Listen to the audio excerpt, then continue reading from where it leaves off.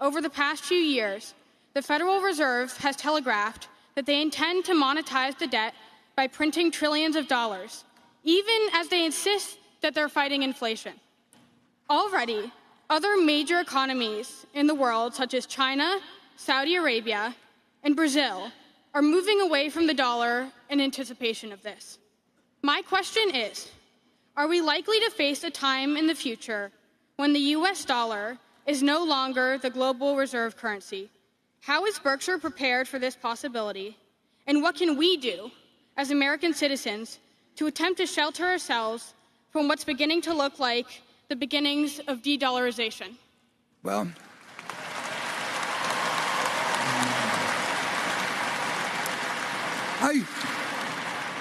I should ask you to come up here and answer some questions. I mean,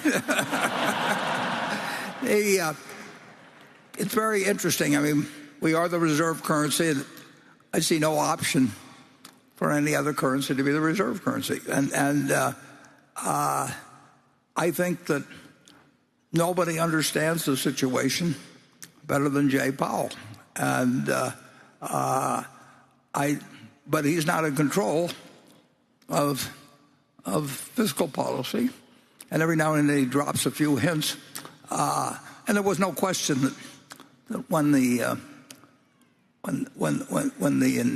pandemic broke out, I mean, it was a semi-war-like situation, but nobody knows how far you can go with the paper currency before it gets out of control.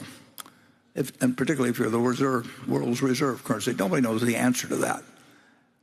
And you don't want to try and pick out the point at where it does become a problem, because then it's all over.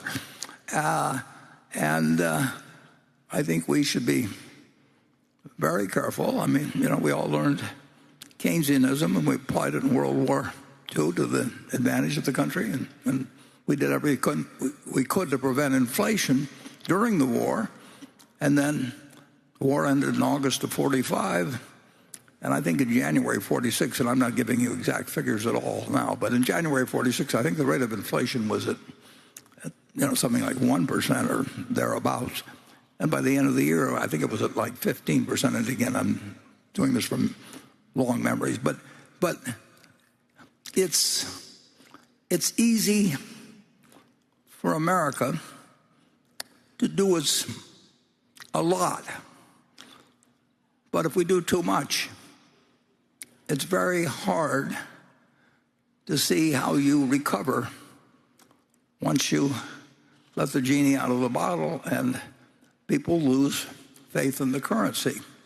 And they behave in an entirely different manner than they do when they feel that if they put some money in the bank or have a pension plan or whatever it may be, that they're going to get out something with roughly equal purchasing power. And it just changes the economy, and all kinds of things can happen then. And I can't predict them, and nobody else can predict them, but I do know they aren't good. And we will see. And I do this as I voted for both parties, and it's not limited to politicians of either party or anything of the sort. People take positions. Some of them understand what they're doing. Some of them don't understand what they're doing.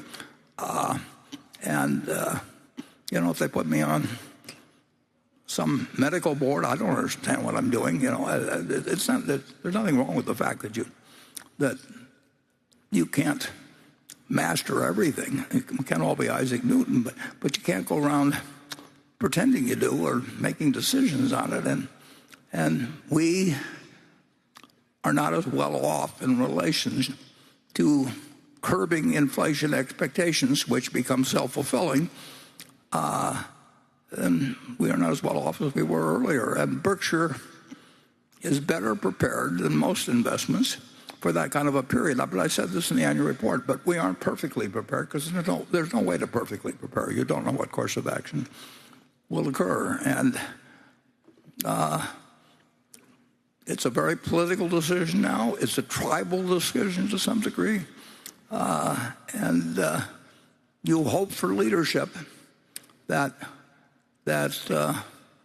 actually will do something, recognizes the problem, and America's an incredible society, rich.